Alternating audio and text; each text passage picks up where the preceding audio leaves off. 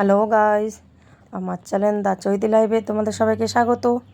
আজকে আমি যাব রাম মন্দির। তো কিভাবে যাচ্ছি, কোথায় রাম মন্দিরটা রয়েছে সবই তোমাদের বলবো, দেখতে থাকো।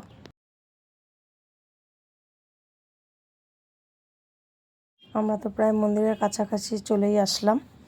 আমরা দেখো টোটোতেই আছি এখন। তো কিভাবে আসছি তোমাদের তো সবই বলবো বলেছি। আগে দেখো দেখো আগাতে আগাতে দেখো, ও বাবা, আকাশটা দেখেছো তো কি সুন্দর।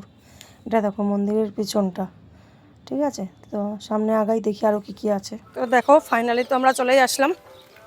তো এখানে ঐতিহ্যটা সবথেকে কী বলো তো, এই যে হনুমানজি দাঁড়িয়ে আছে, ওনার এটাই উচ্চতাটা সব থেকে বড়, ঠিক আছে। তো এটা হাইটটা আছে প্রায় 152 থেকে 53 ফিটের মতন উঁচু আছে। এদিকে দেখো পুজো দেওয়ার জন্য সব পাওয়া যায়। দেখো এবার আমি মন্দিরের ভিতরে ঢুকছি। দেখো আমি সামনের দিকেই যাচ্ছি। তো ঢুকতে ঢুকতে তোমাদের একটা কথা বলি, আমার চ্যানেলের নামটা তোমাদের মনে আছে তো? তবু আমি আবার মনে করে দিই, দ্য চৈতি লাইভ। তোমরা কিন্তু আমার চ্যানেলটাকে একটু সাবস্ক্রাইব করে দিও, এটাই তোমাদের কাছে অনুরোধ। তো তোমরা আমার পাশে থাকলে আমি আগাতে পারবো, আমি একটু উৎসাহ পাবো, বুঝলে তো? তো তোমরা আমার পাশে থেকো। প্রথমেই তো আমার চ্যানেলের নামটা বলে দিয়েছি, তো আর একবার বলে দিলাম।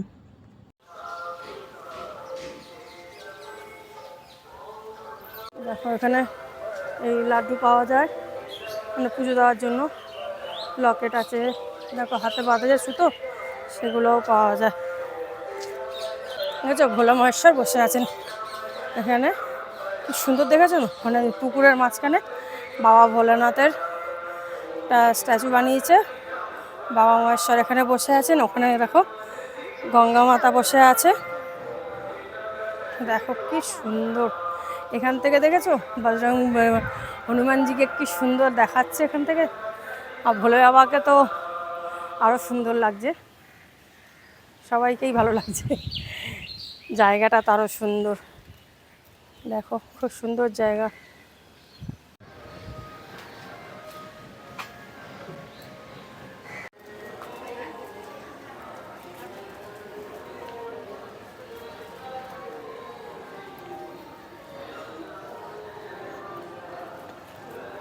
দেখো এখানে ওই সাপের উপরে কৃষ্ণ ঠাকুরের এটা দেখিয়েছে, দেখেছো কি সুন্দর করে সাজিয়েছে। বট গাছের গায়ে গায়ে কি সুন্দর দেখো ঠাকুরগুলো, মানে কত পুরনো চিন্তা করো, যে শেকড়ের মধ্যে ঠাকুরগুলো মানে আটকে রয়েছে। তাহলে গাছটা কত পুরনো, ঠাকুরগুলোও দেখো এখানে।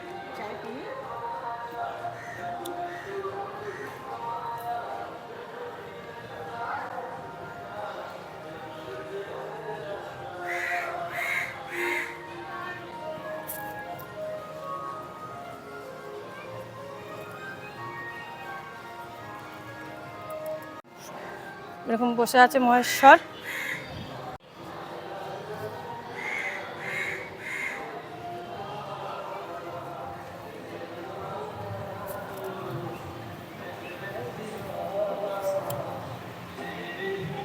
দেখো এখানে টোটাল পুরোটাই কাঁচ দিয়ে করা আছে।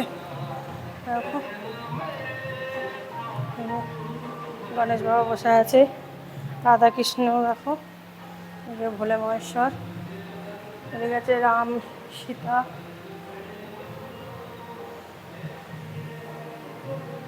এদিকে জগন্নাথ বলরাম সুভদ্রা,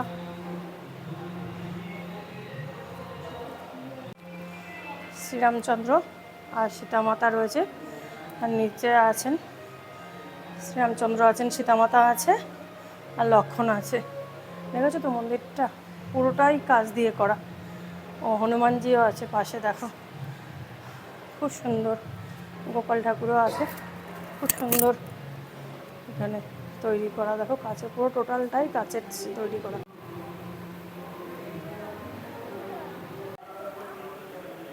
ঠিক আছে তো, পুরো কাঁচ দিয়ে সব একদম ইতিহাস সব লেখা আছে, সব কাঁচের উপরে, জানো তো খুব সুন্দর।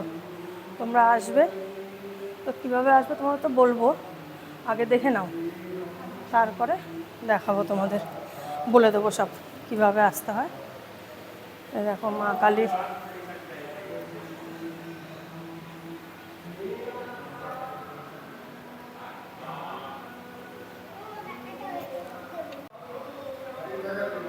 যজ্ঞ হচ্ছে।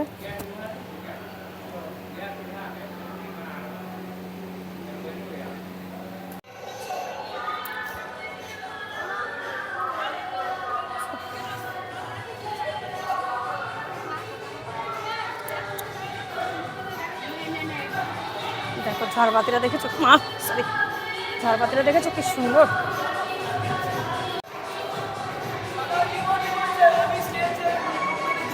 তো এখানকার জানো তো মন্দির ওপেনিং টাইম হচ্ছে সকাল 6টা থেকে 11টা পর্যন্ত, আবার দুপুরবেলা তোমার 3টে থেকে রাত্রি 9টা পর্যন্ত খোলা থাকে। এখানে খাবারেরও দোকান আছে, খাস্তা কচুরি আছে, এই তোমার সিঙ্গাড়া আছে।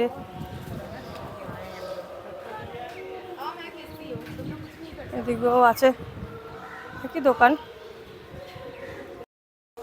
তো ওই জায়গাটা তো খুবই সুন্দর, আমার তো খুব ভালো লেগেছে, তোমাদেরও ভালো লাগবে, আসো। তো তোমরা কীভাবে আসবে বলো তো, তোমরা হচ্ছে ইকো পার্ক 4 নম্বর গেটে আসবে, ওখান থেকে টোটো অটো সব কিছুই আসে। যা রাম মন্দির বললে তোমার ওনারা নিয়ে চলে আসবেন। খুব বেশিক্ষণ টাইম লাগে না, 5 থেকে 4 মিনিট টাইম লাগে, তাও অতক্ষণ লাগে না, ওই 3-4 মিনিট, হ্যাঁ 3-4 মিনিট লাগে। তো অটো ড্রাইভার কিংবা টোটোওয়ালা ওনারা একদম মন্দিরের সামনেই নিয়ে আসেন। তো তোমরাও চলে আসো, দেখো খুব ভালো লাগবে। চলো টাটা, দেখা হবে আবার নেক্সট ভিডিওয়ে, টাটা।